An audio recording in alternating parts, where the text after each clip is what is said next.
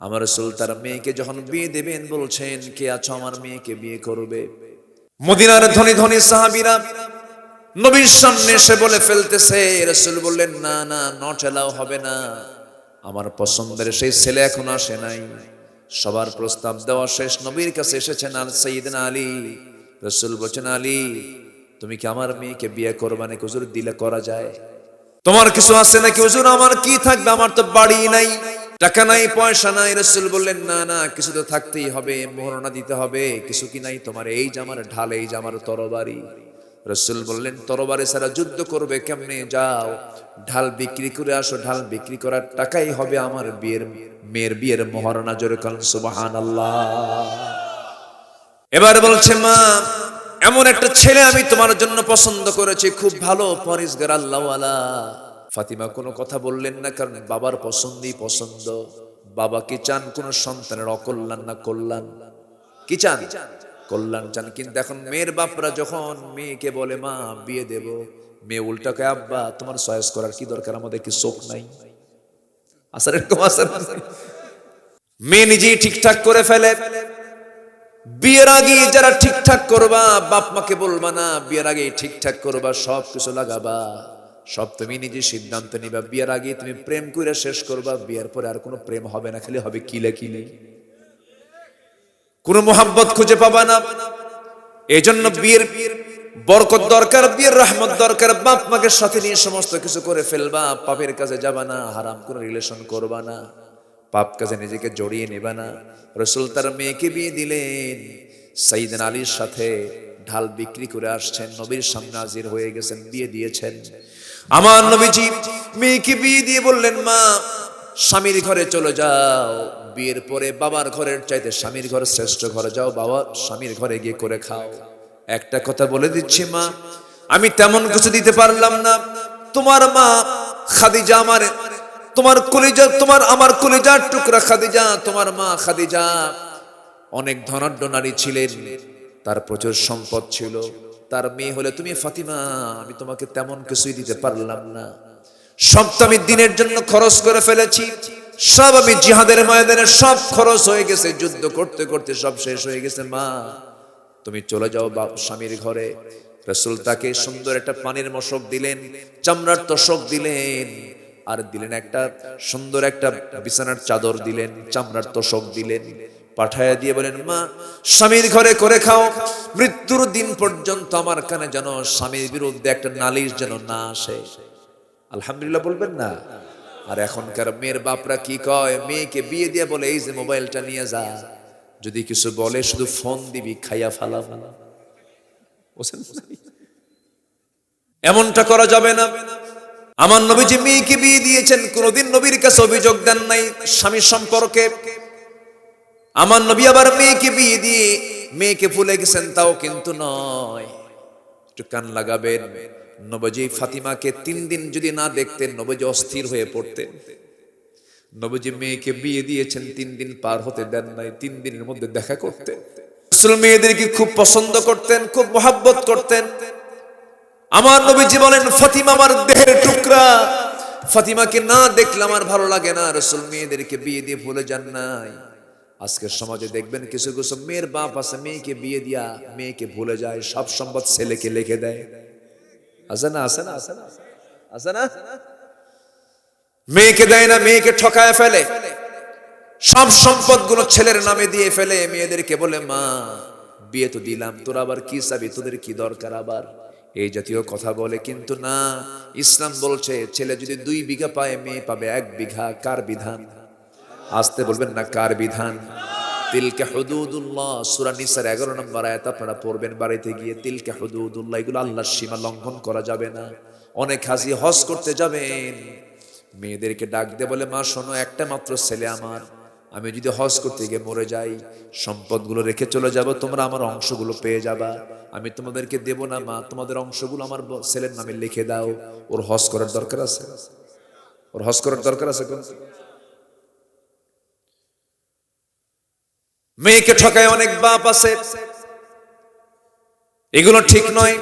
রাসূল নিজে বলেছেন, তোমরা মেয়ের জন্য আগে বাজার করো, আমি মেয়েদের জন্য আগে বাজার করি, রাসূল মেয়েদেরকে খুব পছন্দ করতেন। মেয়েকে বিয়ে দিয়েছেন, পাশের বাড়িতে ভাড়া রেখেছেন, খুব কাছাকাছি রেখেছেন।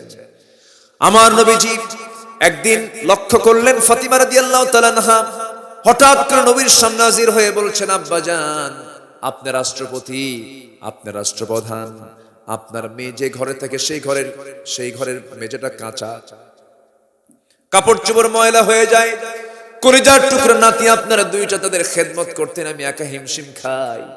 দেখুন তো আব্বাজান, আমার জন্য একটা কাজের মানুষ দেওয়া যায় নাকি, একটা খাদেম দেওয়া যায় নাকি?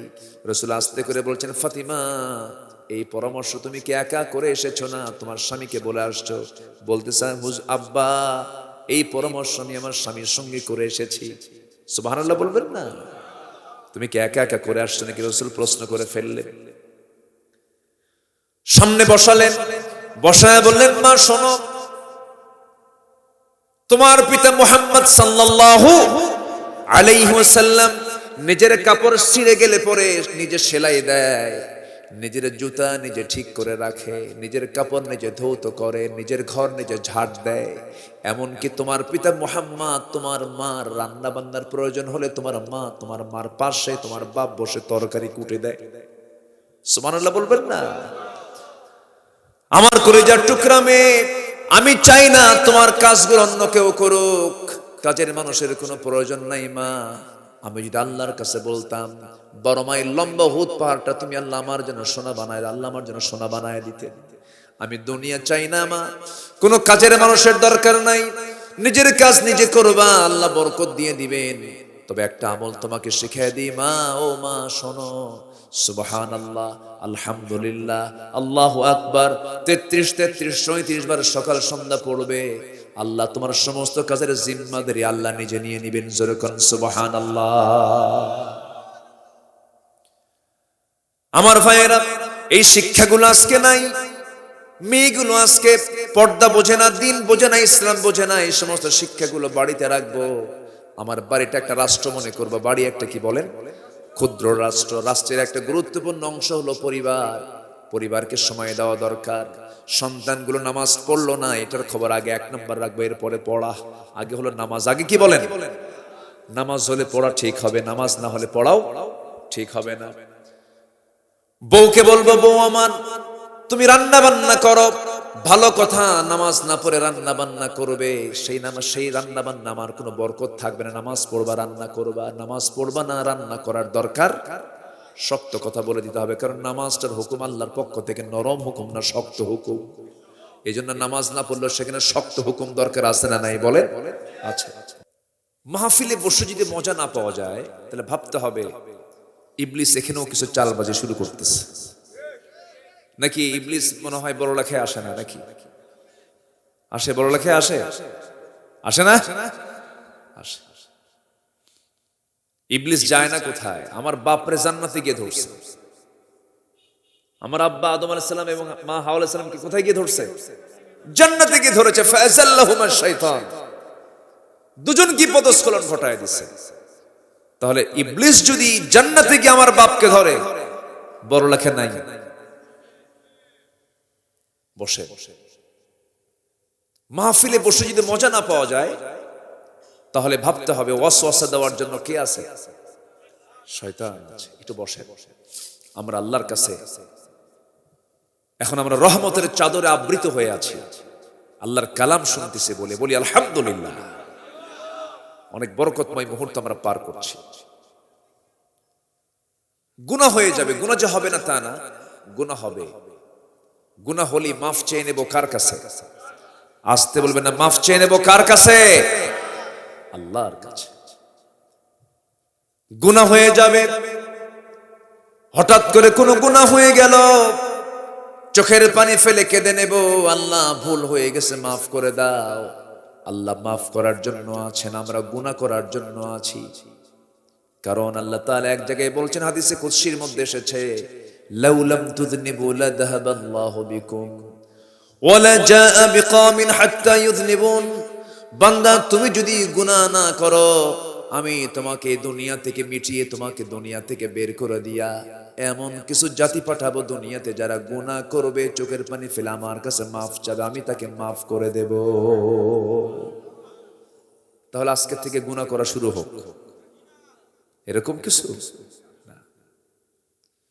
আল্লাহ তাআলা বান্দাকে হতাশ না করে আশা দিচ্ছেন, বান্দা আমি তোকে যৌন ক্ষমতা দিয়েছি, আমি তোকে পেটে ক্ষুধা দিয়েছি, আমি তোকে দুনিয়ার বিভিন্ন লোভ আমি তোর মধ্যে ঢুকায় দিয়েছি, আকর্ষণ করে দিয়েছি।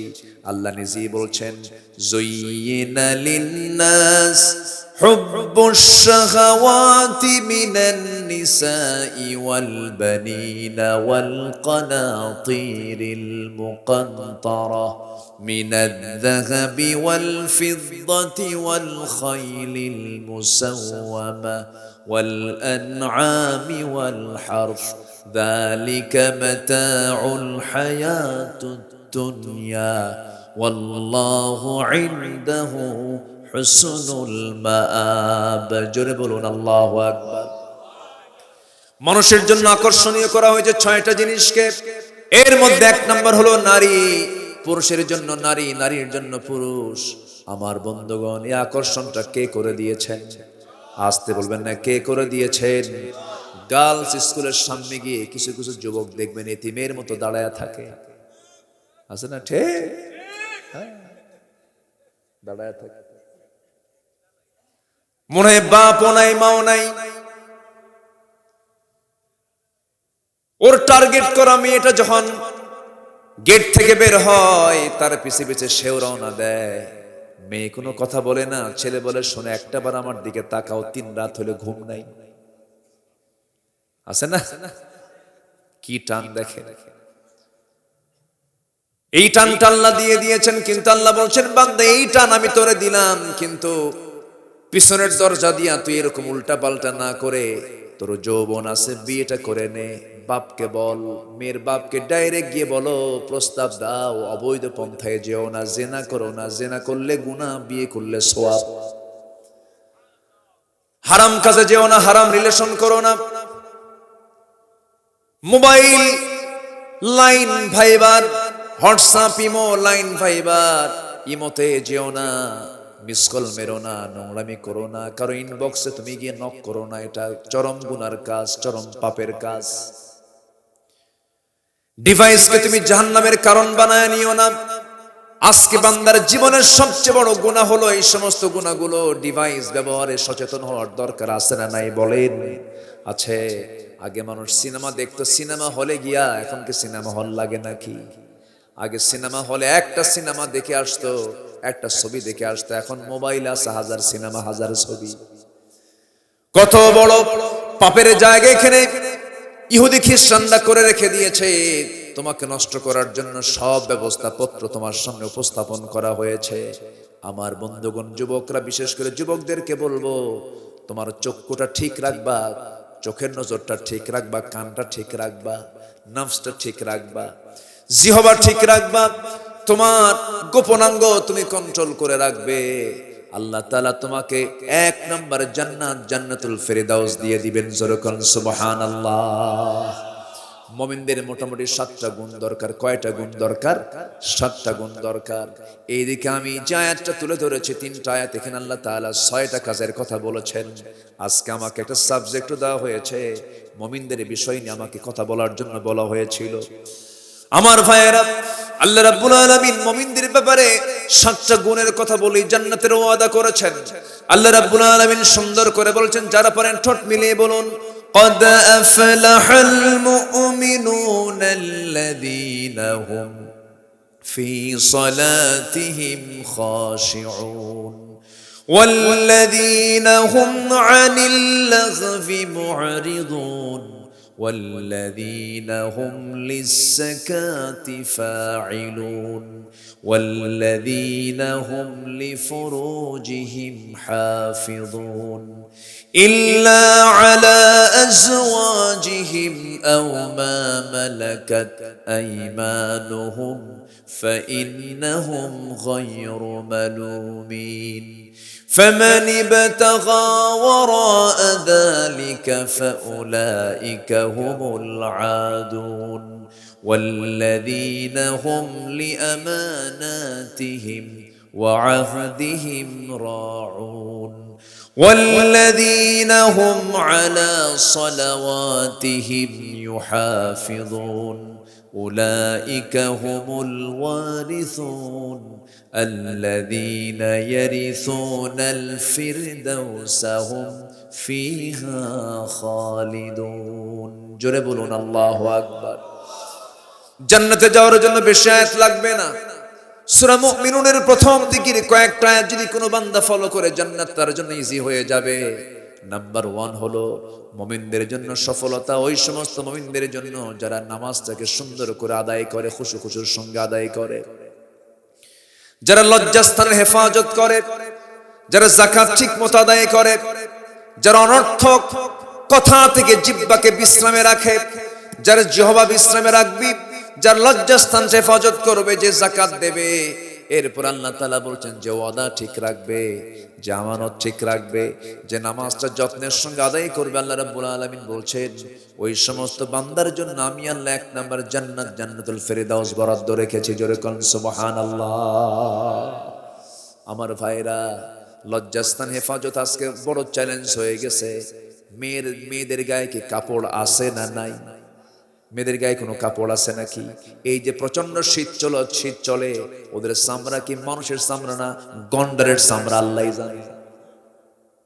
এই প্রচন্ড শীত, তাও গায়ে কাপড় চোপড় নাই। আল্লাহ তাআলা মানব জাতির জন্য পোশাক দিয়েছেন। পশুর জন্য কোনো পোশাক নাই, স্থায়ী পোশাক দিয়েছেন। ওদের গায়ে লোম দিয়েছেন, ঘন ঘন চামড়াটা ঢেকে থাকে। আল্লাহ তাআলা মানুষের চামড়াকে সুন্দর করে বানিয়ে দিয়ে বলছেন বান্দা পোশাক পর, পোশাক দিয়ে শরীরটা ঢেকে ফেলে দে। পুরুষের 17 দিয়েছেন নাভি থেকে হাঁটুর নিচ পর্যন্ত, মেয়েদের 17 দিয়েছেন মাথা থেকে পা পর্যন্ত। মুখটা যদিও 17 নয়, তবু মুখটাও ঢাকা দরকার ফিতনা থেকে বাঁচার জন্য। আমার বন্ধুগণ, আজকে এই পৃথিবীতে মুসলমানদের সবচেয়ে ঈমান নষ্ট করার জন্য সবচেয়ে বড় হাতিয়ার বানিয়ে নিয়েছে ইহুদি খ্রিস্টানরা, উলঙ্গ করে মেয়েদেরকে ঘর থেকে বের করে দেওয়া। ঠিক কিনা বলেন? এই পাপ সমাজে আজকে কম না বেশি? এই পাপ আজকে সমাজে কম না বেশি? বেশি। মার্কেটে পুরুষ বেশি না মহিলা বেশি? মার্কেটিং এর দায়িত্ব ছিল মূলত পুরুষের না মহিলার? পুরুষ থাকবে ভিতরে না বাইরে? বাইরে থাকবে। মার্কেটে আজকে মহিলা বেশি। স্বামীকে ধমক দিয়ে সিট করে রাখে। স্বামীকে বলে তুমি কি মার্কেট বুঝো? তুমি কি মার্কেটিং বুঝো? ধমক করে স্বামীকে থুইয়া চলে গেছে মার্কেটে, ঢং ঢং করে, চুল ছেড়ে দিয়ে, লিপস্টিক লাগাইয়া, হাই হিল পরে, ভ্যানিটি একখান ব্যাগ নিয়া, 3 পিস পইরা, মাথার চুলগুলো ফাঁকা করে খুলে ফেলে চলে গেছে দোকানদারের সামনে গিয়ে। দোকানদারের সামনে গিয়ে ঠ্যাঙের উপরে ঠ্যাং তুলে দিয়া দোকানদারকে লক্ষ্য করে বলে, ভাইয়া একটা শাড়ি দেখানো যাবে কি? দোকানদারও কম না, শাড়ি একখান বের করে নিজের গায়ে লটকা দিয়া বলে, আপা এই শাড়ি কিন্তু আপনাকে দারুণ মানাবে। ওটা আরেক বদমাইশ আছে না? এই চলছে আজকে বেহায়াপনার প্রদর্শনী, বেহায়াপনার ডিসপ্লে চলছে আজকে সমাজ জুড়ে। বিয়ের অনুষ্ঠান হয়ে গেছে সমস্ত বেহায়াপনার মূল জায়গা। বিয়ের অনুষ্ঠান, ডিজে পার্টি না হলে, গান বাজনা না হলে বিয়ে হয় না। আমি কি ভুল বলছি? আমি কি ভুল বলছি? বিয়ে একটা পবিত্র বন্ধনের জায়গা, সেখানেও নাপাকি, গুনাহ। বিয়ে করে ভাই, আর ভাইয়ের বউ কোলে নাই হলো দেব। আছে না? আছে না? আছে না? আছে না? নাই? কত যে গুনার কাজগুলো আজকে চলছে, রমরমা চলছে। কোন পাপের কাজে যাওয়া যাবে না। 1 নাম্বার হলো পাপ নিয়ন্ত্রণ। পাপকে আমরা নিয়ন্ত্রণ করব, পাপ থেকে নিজেকে দূরে রাখবো। চোখের গুনাহ আছে না নাই বলেন? কানের গুনাহ আছে না নাই বলেন? চিন্তার গুনাহ আছে না নাই বলেন? এরপরে লজ্জাস্থানের গুনাহগুলো আছে, এই সমস্ত গুনাহ থেকে বাঁচার জন্য চেষ্টা করতে হবে যুবক। বিশেষ করে যুবকরা, ও যুবক, আল্লাহ বলছেন সাবআতু ইযিল্লুহুমুল্লাহু ফি যিল্লিহি ইয়াউমুল লা যিল্লা ইল্লা যিল্লুহু, আরশ আজিমের ছায়া ছাড়া সেদিন কোনো ছায়া থাকবে না। আমি 7টা শ্রেণীর মানুষকে আমি আল্লাহ তাআলা আরশ আজিমের ছায়ায় জায়গা দেব। এর মধ্যে এক শ্রেণীর যুবক, যে যুবককে কোনো নারী প্রেমের প্রস্তাব দিল, সুন্দরী নারী প্রেমের প্রস্তাব দেওয়ার পরও সে বলল ইন্নী আখাফুল্লাহ, আমি আল্লাহকে ভয় করি। আল্লাহ বলবেন, ও যুবক, আজকে আমি তোকে আরশ আজিমের ছায়ায় জায়গা দিয়ে দিলাম। নোংরামি করা যাবে না যুবক, বুকটা ফেটে যায়। আজকে যুবকদের কি গঠন করার জন্য কোনো পরামর্শ নাই। যুব মন্ত্রণালয় নামে একটা মন্ত্রণালয় আছে না, কি আছে সেখানে? কোনো কিছুই তো খুঁজে পাই না। যুবকরা আজকে ধ্বংসের দ্বার প্রান্তে, যুবকরা আজকে শেষ হয়ে যাচ্ছে। মায়ানমার থেকে ইয়াবা আসে, ইয়া বাবা, কি ইয়া বাবা আসে। আবার ভারত আমাদের কত বড় বন্ধু, সেখান থেকে ফ্যান্সি ডিল কি পাঠায়, একদিকে ফ্যান্সি আর একদিকে ইয়াবা, দুইটা এসে যুবকদের মাথা নষ্ট করে দিয়া যুবকরা শেষ হয়ে গেল, ধ্বংস হয়ে গেল। নেশাক্রান্ত করে যুবকদেরকে শেষ করে ফেললো। এইদিকে এত নোংরা দুনিয়া হয়ে গেছে। ইউরোপ আমেরিকার অনেক দেশগুলোতে সমকামিতার আইন তারা সংসদে এনে বিল আকারে পাশ করে সমকামিতার আইনকে তারা পাশ করে ফেলেছে। যেরকম নাউজুবিল্লাহ, যেরকম নাউজুবিল্লাহ। হোমোসেক্স, এই হোমোসেক্সকে তারা জায়েজ করেছে, এটাকে তারা প্রমোট করছে। এই সমকামিতার ইতিহাস 5000 বছর আগের ইতিহাস। শুরু করেছিল, প্রথম হলো কওমে লূত আলাইহিস সালাতু ওয়াস সালামের বংশধররা। লূত আলাইহিস সালামের কিছু অবাধ্য উম্মতরা এটা চালু করেছিল। আল্লাহ তাআলা এই কওমে লূতকে মাটির ভিতরে গেড়ে দিয়ে গজব দিয়ে শেষ করে দিয়েছেন। সেই সমকামিতা, সেই ট্রান্সজেন্ডার, এগুলোকে প্রমোট করা হচ্ছে আজকে দুনিয়াতে। আজকে ইউনিভার্সিটির আবাসিক হলগুলোতে সমকামিতার হার বেড়ে চলেছে। ছেলে ছেলেকে পছন্দ করে, নারী নারীকে পছন্দ করে। এক বিকৃত যৌনাচার।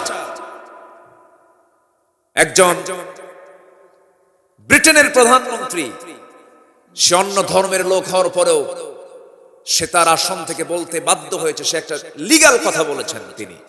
তিনি বলেছেন, a man is a man, a woman is a woman, that's just a common sense. একটা পুরুষ একটা পুরুষ, একটা নারী একটা নারী।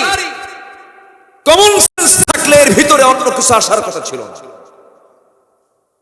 আজকে ছেলে ছেলেকে বিয়ে করে, ছেলেকে ছাড়া ছেলে বাঁচে না, মেয়েকে ছাড়া মেয়ে বাঁচে না।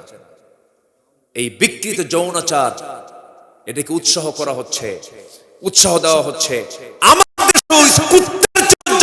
কিছু বেয়াদব তৈরি হয়েছে।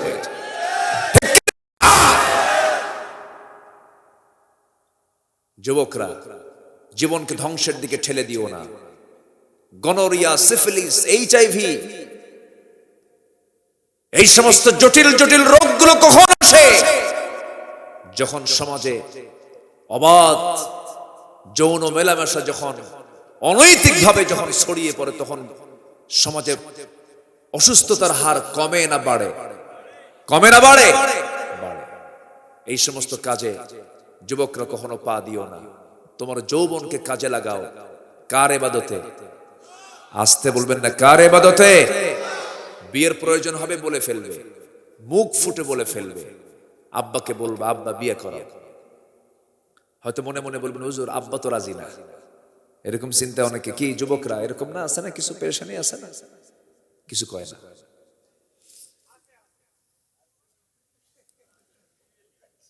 অনেকে মুখ ফুটে বলে না, লজ্জা পাচ্ছে মনে হয়। আমার নবীজি এটাকে খুব ইজি করে দিয়েছেন। আমার রাসূলের কাছে বিয়েটাকে কঠিন ছিল না ইজি ছিল?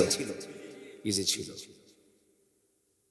আমার নবীর কাছে এক সাহাবী এসে বলছেন, হুজুর আমার কি বিয়ে হবে না? রাসূল বলেন কেন? আমারে তো কেউ পছন্দ করে না, আমি কালো মানুষ। রাসূল বলেন কে বলেছে তোমার বিয়ে হবে না? তোমার বিয়ের দায়িত্ব আমি রাসূল নিজে নিলাম, যাও। সুবহানাল্লাহ বলবেন না? বিয়ের সম্পর্ক নয়, যৌবনের সাথে, যৌবনের সাথে। ক্যারিয়ার গঠন করতে গিয়ে তোমার যৌবন, তোমার চরিত্র তুমি হারিয়ে ফেলেছো, তার ফলাফল ডাস্টবিনে বাচ্চাগুলো জন্ম দেয়, আছে না? কুকুর সিগারের খাবার হয়ে যায় সেই সমস্ত শিশুগুলো। কেন? রাসূল তার নিজের কলিজার টুকরা 4টা মেয়ের মধ্যে সবচেয়ে আদরের মেয়ে ছিল, কে বলেন? বলেন কে? ফাতিমা রাদিয়াল্লাহু তাআলা আনহা। তাকে রাসূল বিয়ে দিয়েছেন কি ধনী কোন সাহাবীর সাথে না গরিব সাহাবীর সাথে? গরিব সাহাবী। এখন মেয়ের বাপরা কি চায়? হ্যাঁ,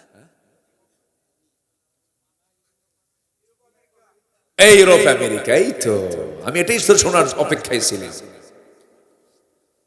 ছেলের বাড়ি কোথায়? কমক জায়গায়। কি করে? কেটা করে? ওর কি ইউরোপ আমেরিকা সিটিজেনশিপ আছে? কে আছে? মঙ্গল গ্রহে অফিস আছে?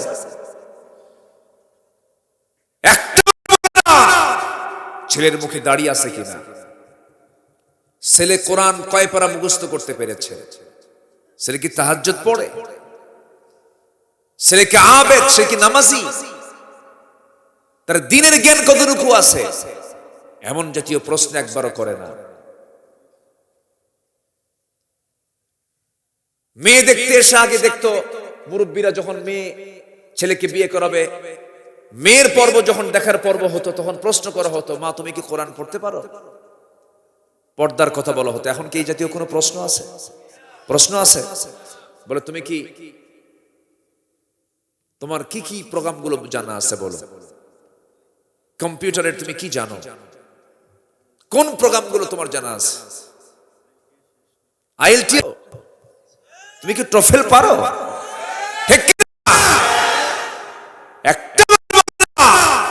কোরআন তোমার পড়া সহি আছে কিনা? যুবকরা, তোমাদের কাছে মনে হয় আমার ওয়াজ খুব কমন পড়ছে আজকে মনে হয়। হ্যাঁ ঠিক আছে, তোমার বিয়ে হবে তাড়াতাড়ি ইনশাআল্লাহ, যাও।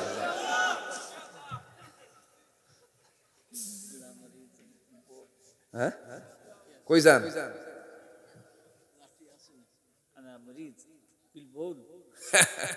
আচ্ছা ঠিক আছে, জি আলহামদুলিল্লাহ। আমি কি শেষ করে দেব? আলোচনা চালাবো? বাবা যুবকরা, আমি তোমাদেরকে বলি, গুনাহ করো না, পাপ করবা না, যা করবা যৌন কামনা খারাপ কিছু নয়, কিন্তু করতে হবে বৈধ পন্থায় না অবৈধ পন্থায়? বৈধ পন্থা। আমার নবীজি তার মেয়েকে বিয়ে দিয়েছেন ঘর দেখে নয়, বাড়ি দেখে নয়, টাকা দেখে নয়, পয়সা দেখে নয়, চেহারাও দেখে নয়। সাইয়েদনা আলী ছিলেন লম্বা না খাটো মানুষ? খাটো মানুষ ছিলেন। আমার রাসূল তার মেয়েকে যখন বিয়ে দেবেন বলছেন, কে আছো আমার মেয়েকে বিয়ে করবে? মদিনার ধনী ধনী সাহাবীরা নবীর সামনে এসে বলে ফেলতেছে। রাসূল বললেন, না না, নট এলাও, হবে না, আমার পছন্দের সেই ছেলে এখন আসে নাই।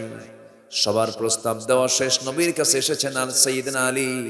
রাসূল বলেন, আলী তুমি কি আমার মেয়েকে বিয়ে করবে নাকি? হুজুর দিলে করা যায়। তোমার কিছু আছে নাকি? হুজুর আমার কি থাকবে, আমার তো বাড়ি নাই, টাকা নাই, পয়সা নাই। রাসূল বললেন, না না, কিছু তো থাকতেই হবে, মোহরনা দিতে হবে। কিছু কি নাই তোমার? এই যে আমার ঢাল, এই যে আমার তরবারি।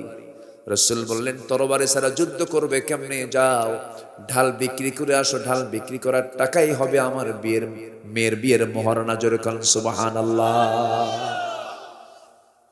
আর আজকে মেয়ের বাপদের কি ধরনের কন্ডিশন! আমার বন্ধুগণ, নবীজি তার মেয়েকে বিয়ে দিবেন। এবার বলছে, মা এমন একটা ছেলে আমি তোমার জন্য পছন্দ করেছি, খুব ভালো, পরেশগার, আল্লাহওয়ালা। ফাতিমা কোনো কথা বললেন না, কারণ বাবার পছন্দই পছন্দ।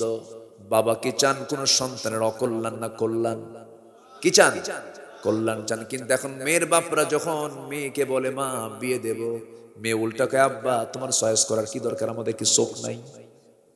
আসার এরকম আসার মেয়ে নিজেই ঠিকঠাক করে ফেলে। বিয়ের আগে যারা ঠিকঠাক করবা, বাপ মাকে বলবা না বিয়ের আগে ঠিকঠাক করবা, সব কিছু লাগাবা, সব তুমি নিজে সিদ্ধান্ত নিবা। বিয়ের আগে তুমি প্রেম করে শেষ করবা, বিয়ের পরে আর কোনো প্রেম হবে না, খালি হবে কিলে কিলে, কোনো মোহাব্বত খুঁজে পাবা না। এই জন্য বিয়ের বরকত দরকার, বিয়ের রহমত দরকার। বাপ মাকে সাথে নিয়ে সমস্ত কিছু করে ফেলবা, পাপের কাজে যাবা না, হারাম কোনো রিলেশন করবা না, পাপ কাজে নিজেকে জড়িয়ে নেবা না। রাসূল তার মেয়েকে বিয়ে দিলেন, সাইয়েদনা আলীর সাথে ঢাল বিক্রি করে আসছেন, নবীর সামনে হাজির হয়ে গেছেন, বিয়ে দিয়েছেন। আমার নবীজি মেয়েকে বিয়ে দিয়ে বললেন মা স্বামীর ঘরে চলে যাও, বিয়ের পরে বাবার ঘরের চাইতে স্বামীর ঘর শ্রেষ্ঠ ঘরে যাও, বাবা স্বামীর ঘরে গিয়ে করে খাও। একটা কথা বলে দিচ্ছি মা, আমি তেমন কিছু দিতে পারলাম না, তোমার মা খাদিজা আমার, তোমার কলিজা, তোমার আমার কলিজার টুকরা খাদিজা, তোমার মা খাদিজা অনেক ধনাঢ্য নারী ছিলেন, তার প্রচুর সম্পদ ছিল, তার মেয়ে হলে তুমি ফাতিমা, আমি তোমাকে তেমন কিছুই দিতে পারলাম না, সব তো আমি দিনের জন্য খরচ করে ফেলেছি, সব আমি জিহাদের ময়দানে সব খরচ হয়ে গেছে, যুদ্ধ করতে করতে সব শেষ হয়ে গেছে, মা তুমি চলে যাও বাপ স্বামীর ঘরে। রাসূল তাকে সুন্দর একটা পানির মশক দিলেন, চামড়ার তোশক দিলেন, আর দিলেন একটা সুন্দর একটা বিছানার চাদর দিলেন, চামড়ার তোশক দিলেন, পাঠায়া দিয়ে বলেন মা স্বামীর ঘরে করে খাও, মৃত্যুর দিন পর্যন্ত আমার কানে যেন স্বামীর বিরুদ্ধে একটা নালিশ যেন না আসে। আলহামদুলিল্লাহ বলবেন না? আর এখনকার মেয়ের বাপরা কি কয়, মেয়েকে বিয়ে দিয়ে বলে এই যে মোবাইলটা নিয়ে যা, যদি কিছু বলে শুধু ফোন দিবি, খাইয়া ফালাবো।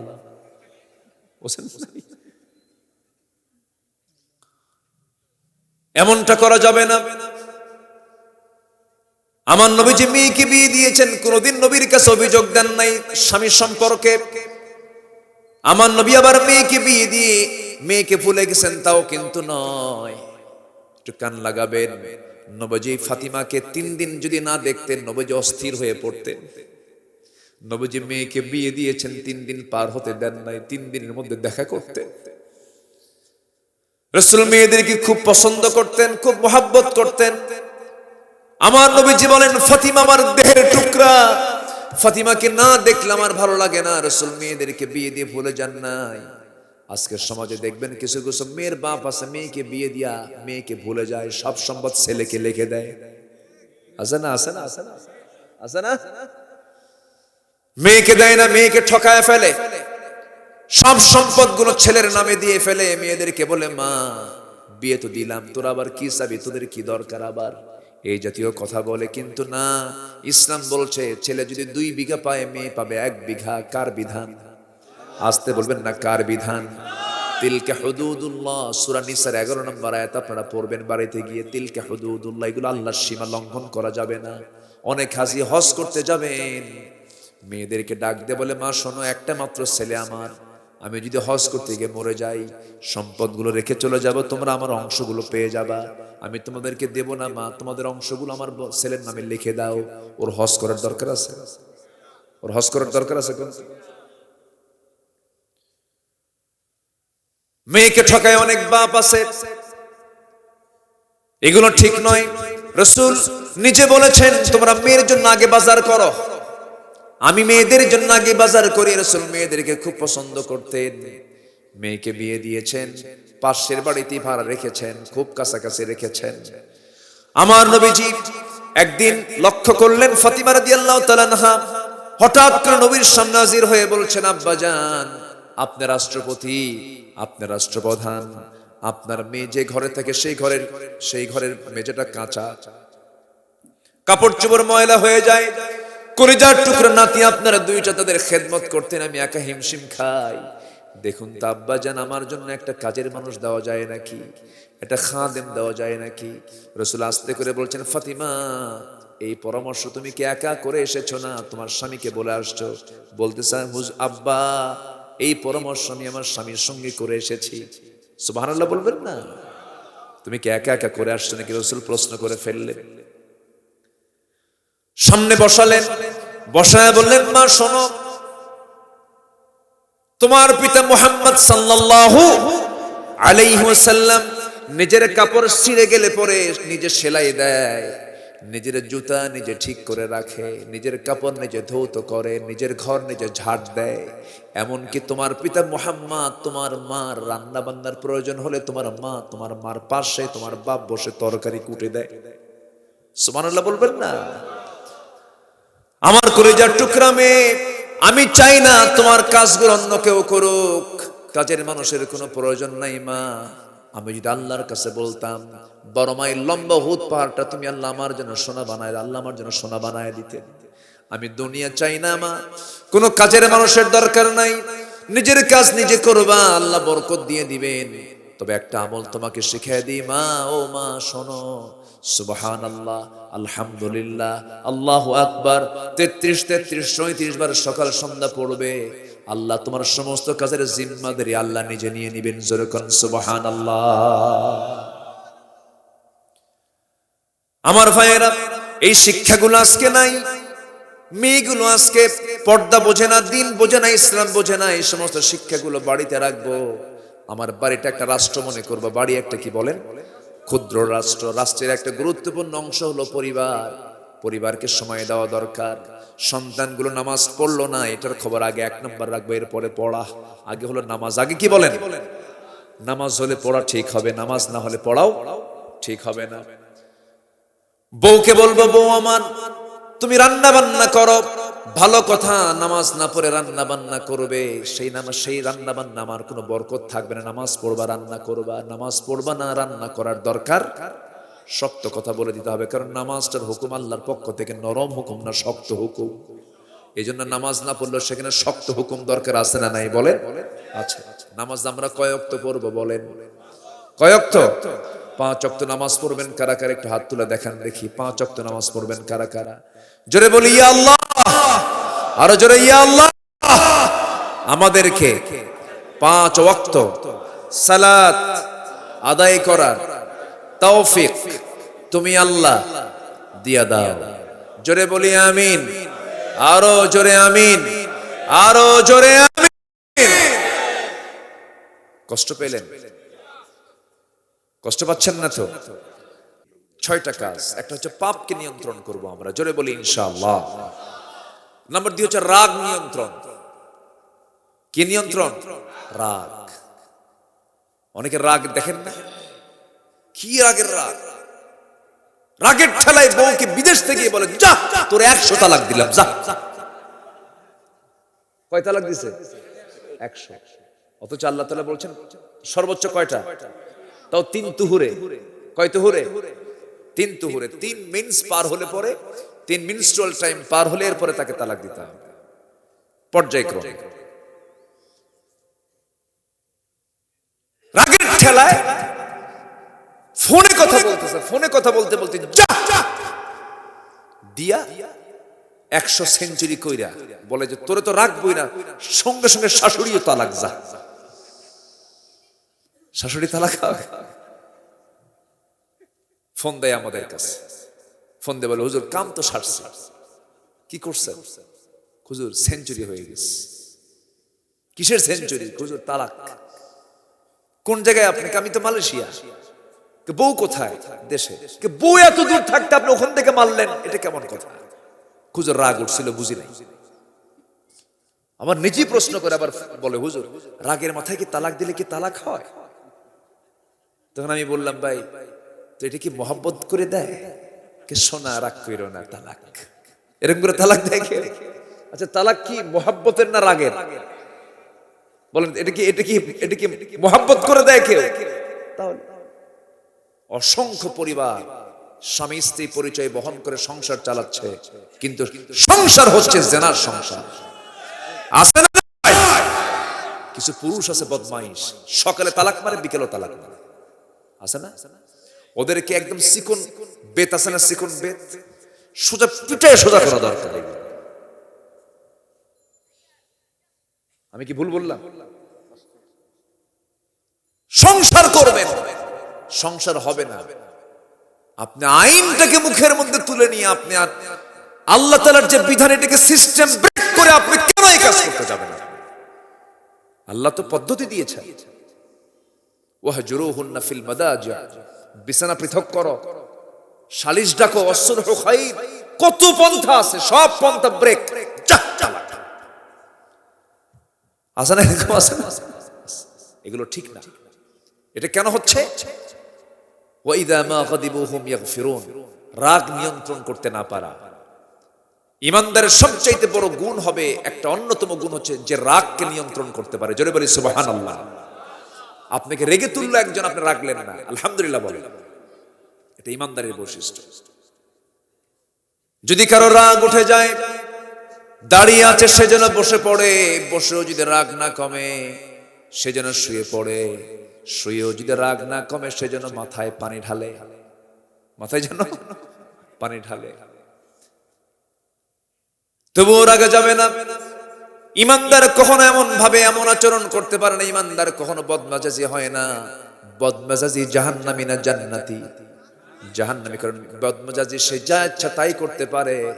আমার বন্ধুগণ, ধৈর্যের পরিচয় দিতে হবে, কথা বলার ধৈর্য আনতে হবে, কাজের ধৈর্য আনতে হবে। ধৈর্য ছাড়া আমি ঈমানটাকে টিকে রাখতে পারবো না, ধৈর্য ছাড়া আমি আমার ঈমানটাকে কন্ট্রোল করতে পারবো না। অসুখ হয়, অসুখটা দেন কে? আসতে বলবেন না, কে দেন অসুখ? সন্তান বারবার মেয়ে হয়, ছেলে হয় না, বারবার মেয়ে সন্তান দেন কে? দোষ কার? আল্লাহ, আল্লাহর দোষ। বারবার মেয়ে সন্তান হয়। সলিমুদ্দির বাড়িতে 4 মেয়ে, কুলিমুদ্দির বাড়িতে 4 ছেলে। মাঝখান থেকে মেয়েরা সব এক জায়গায় হয়ে পরামর্শ করতে করতে বলে, আল্লাহর কি চোখ কি কানা হয়েছে নাকি? আমার বাড়ির 4টা ছেলে, ওর বাড়ির 4টা মেয়ে, ওর বাড়ির 2টা ছেলে, এই বাড়ির 2টা মেয়ে যদি দিত, ব্যালেন্স হতো। দেখেন কি হিসাব, দেখেন হিসাব আসল কার কাছে আছে বলেন? আসতে বলবেন না, কার কাছে আছে? আল্লাহ যাকে চান ছেলে দেন, যাকে চান মেয়ে দেন, যাকে চান কিছু দেন না। ফয়সালা মন খারাপ করা যাবে না, ধৈর্য হারা হওয়া যাবে না।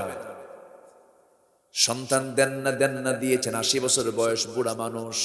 ইব্রাহিমকে সন্তান দিয়েছেন, তার নাম হলো ইসমাইল। কে দিয়েছেন? কে দিয়েছেন? আল্লাহ দিয়েছেন। আমার বন্ধুগণ, সাতাজিদুনি ইনশাআল্লাহু মিনাস সাবিরিন। বাপ যেমন ছেলেও তেমন, ধৈর্যের কি পরীক্ষা তারা দিয়েছেন। 80 বছরের বুড়া মানুষ, বুড়া বয়সে সে সন্তান হলো। হাজারার গর্ভে থেকে সন্তান পৃথিবীতে চলে এলো। 7 বছর যখন পূর্ণ হলো, ইন্নী আরা ফিল মানামি আন্নী আযবাহুক, স্বপ্নে দেখছি বাজান ইসমাইল রে আমি তোরে জবাই করি। সন্তান কয়, আব্বা তুমি যা স্বপ্নে দেখছো তা বাস্তবায়ন করো, আমাকে তুমি ধৈর্য হারা পাবে না। জোরে বলেন সুবহানাল্লাহ। ধৈর্য আছে, ঈমান আছে, ধৈর্য নাই। ঈমান, ধৈর্য ধরুন, সামনের দিন আমার দেশে ইসলামের দিন ইনশাআল্লাহ। জোরে বলি ইনশাআল্লাহ। রক্ত যখন ঝরা শুরু হয়েছে, রক্ত যখন ঝরা শুরু হয়েছে, প্রমাণিত এই জমিনে আল্লাহর দিন কায়েম হবে। জোরে বলি ইনশাআল্লাহ। পার্লামেন্টে তেলাওয়াত করার মানুষ নাই, কোরআন পড়বে কে? তেলাওয়াত করার মানুষ নাই, গান গাওয়ার লোক আছে, কিন্তু যে গান গাইতো সে আবার মিস হয়ে গেছে।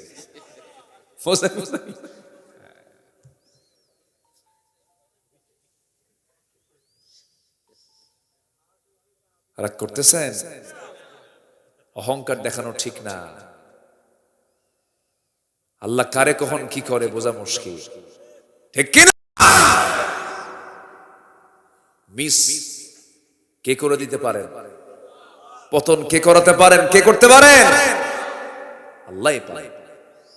সময় আসবে, জোরে বলি ইনশাআল্লাহ।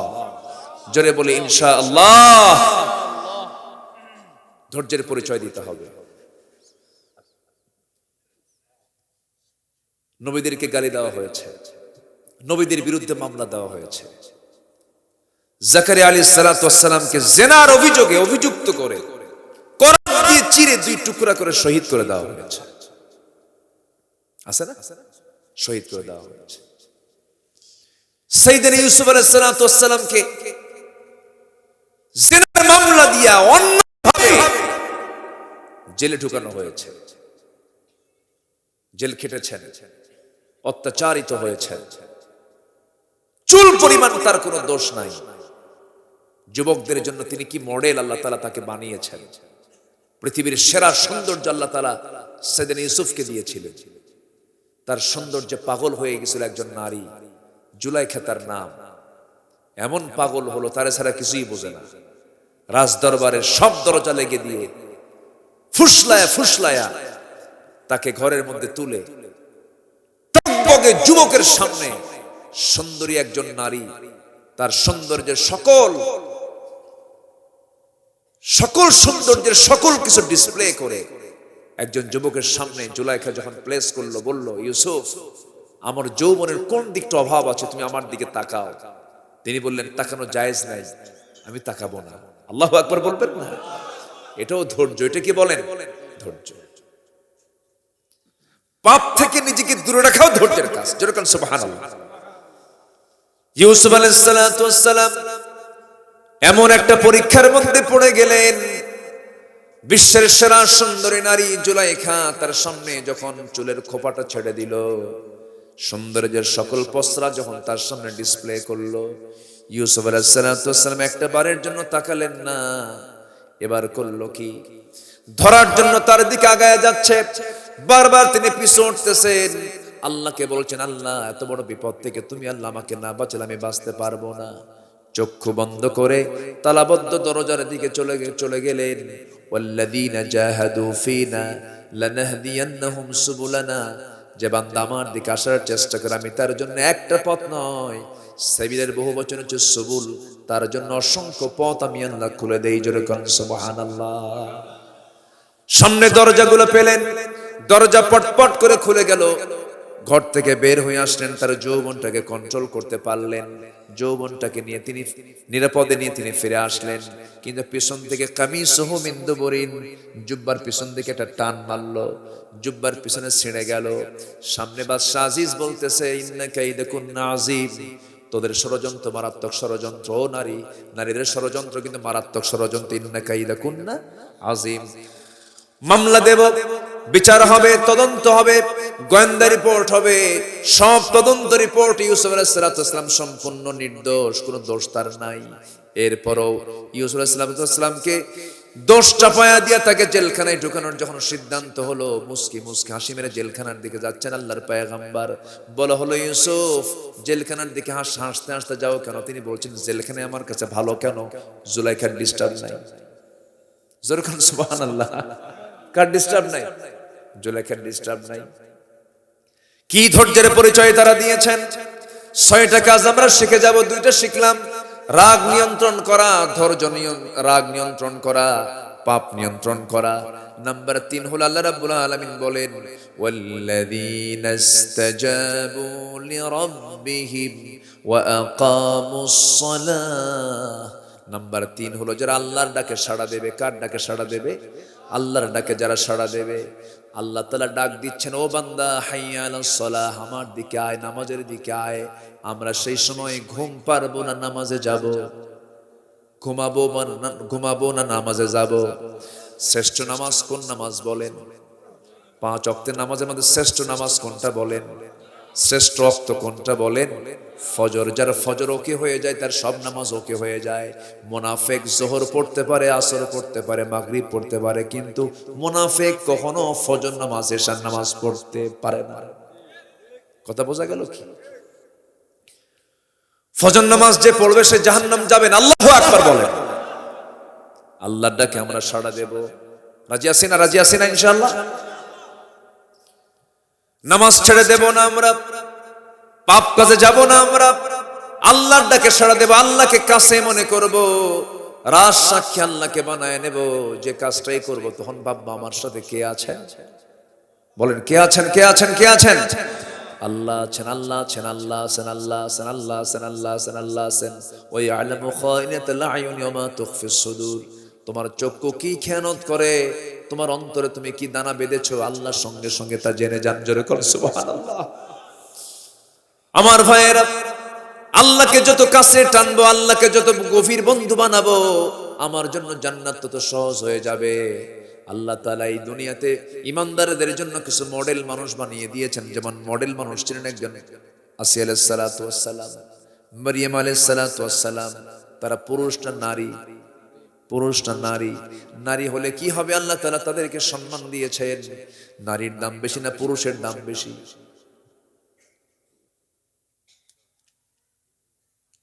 কিছু কয় না। পুরুষের দাম বেশি না নারীর দাম বেশি? আলোকের কোন আমাদের দাম নাই? তা আসতে কোন পুরুষের দাম বেশি না নারীর দাম বেশি? দুইজনের দাম বেশি। সুবহানাল্লাহ বলবেন না? একটু বুঝে শুনে উত্তর দিতে হবে। আমার প্রশ্নটাই হচ্ছে ক্রিটিক্যাল। দুজনের দামই বেশি, কেউ কি কোনো অংশ কম?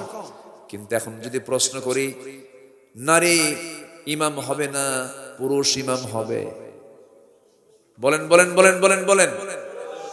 ইমাম হবে কে বলেন, নারী না পুরুষ? আমার নবীজি সোজা সাপটা কিছু কথা বলে দিয়েছেন। আমার বন্ধুগণ, ইমানদার সোজা পথে চলবে। ইমানদার দুই দিকে চলতে পারে না, দুই দিকে চলবে যে জাত, সেটা হলো মুনাফিক। আমরা দুই দিকে চলবো না, একদিকে চলবো। ইহদিনাস সিরাতাল মুস্তাকিম। আলাইহিস সালাতু ওয়াস সালাম বলেন, স্বামী আমার, আপনি আমাকে যে প্রস্তাব দিচ্ছেন সেই প্রস্তাবটা আমি কখনো গ্রহণ করতে পারবো না, আমার পক্ষে সম্ভব নয়, আমি এটা কখনো গ্রহণ করতে পারবো না। আসিয়া বলছে, আমি শুনলাম আমার দাসীটাও নাকি কালেমা পড়েছে, আমি ওকে মেরে ফেলবো। আসিয়ার চোখের সামনে দাসীটাকে ধরে নিয়ে হাতের মধ্যে পেরেক ঢুকালো, পায়ের মধ্যে পেরেক ঢুকালো, টুকরো টুকরো করে সেই দাসীটাকে দুনিয়া থেকে বিদায় করে দিল। এবার বলছে, আসিয়া সব কিছু আমি তোমাকে দিয়েছিলাম, তুমি এখন কি করবা বলো? আসিয়া বলছেন, আপনি কি করবেন জানি না, আমার নাকের মধ্যে আমি আমার রবের পক্ষ থেকে জান্নাতের গন্ধ পেতেছি। আল্লাহর ডাকে সাড়া দিলে আমার ডাকেও সাড়া দিবেন কে? আমি আল্লাহর দিকে যাব 1 পা, আল্লাহ আমার দিকে আসবেন 10 পা। আমি আল্লাহর দিকে হেঁটে হেঁটে যাব, আল্লাহ আমার দিকে দৌড়ে দৌড়ে আসবেন। জোরে বলেন সুবহানাল্লাহ। আমরা আল্লাহকে কাছে টানার চেষ্টা করব, কারণ দিন শেষে বন্ধু কেউ নয়, দিন শেষে বন্ধু আমার একমাত্র কেবলমাত্র শুধুমাত্র কে? ছিলাম কার কাছে, আবার আসি কার দুনিয়ায়, আবার চলে যাব কার কাছে, আবার আল্লাহ তাআলা জান্নাত দিবেন, সেই জান্নাত মূলত কে দিবেন? অতএব আল্লাহ ছাড়া তো কোনো গতি নাই আমার, আল্লাহর কাছে যেতে হবে। আল্লাহ ছাড়া কোনো আপনজন আমার কেউ নাই। আমার ভাইয়েরা, আসিয়া আলাইহিস সালাতু ওয়াস সালাম কে এবার বলল, ফেরাউন, আসিয়া রে, আমি তোকে আজকে দুনিয়া থেকে বিদায় করে দেব। জল্লাদ রেডি করা হলো, জল্লাদ তার সামনে হাজির হলো করাত নিয়া।